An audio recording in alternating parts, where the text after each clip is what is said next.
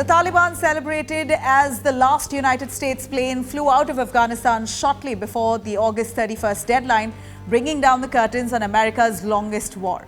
But as Afghanistan gets in control of Taliban, let's find out how much did the war in Afghanistan really cost. Now, starting with why the war started in the first place. Let's try and decode this for you. What started the United States' 20-year-long war in Afghanistan? Well, back in 2001, the US was responding to the 9/11 attacks. Officials identified Islamist militant group Al-Qaeda and its leader Osama bin Laden as responsible. Now, bin Laden was in Afghanistan under the protection of the Taliban, the Islamists who had been in power since 1996.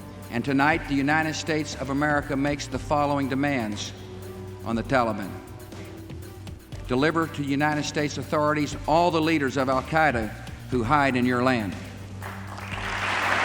Release all foreign nationals, including American citizens you have unjustly imprisoned. Protect foreign journalists, diplomats, and aid workers in your country. Close immediately and permanently every terrorist training camp in Afghanistan and hand over every terrorist and every person in their support structure to appropriate authorities. When they refused to hand him over, the United States intervened militarily, vowing to support democracy in Afghanistan and eliminate the terrorist threat.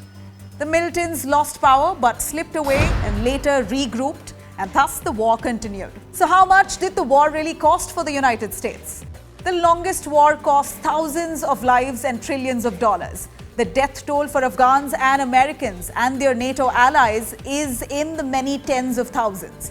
And because the US borrowed most of the money to pay for it, generations of Americans to come now will be paying off its cost in the trillions of dollars. Now, let's look at the numbers. Much of the data here is from Linda Bilmes of Howard University's Kennedy School and from the Brown University Costs of War Project. The human cost. The number of civilian casualties in 2021 was already significantly higher than for the same period in 2020 before the Taliban swept through the country. American service members who were killed in Afghanistan amounts to 2,461. US contractors through April, 3,846.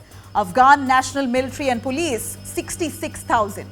Other allied service members, 1,144. Afghan civilians, 47,245. Taliban and other opposition fighters, 51,191. Aid workers, 444, and journalists, 72. Drop in infant mortality rate since the Taliban government was removed, about 50%. Afghan teenage girls able to read today, 37%. Afghans with access to electricity in 2005, 22%. Paying for a war on credit, not in cash. President George W. Bush cut tax rates for the wealthiest rather than raise them at the outset of Afghanistan and Iraq wars. At least 8% estimated amount of direct Afghanistan and Iraq war costs. United States dollars 2 trillion. Estimated interest costs by 2050 up to USD 6.5 trillion.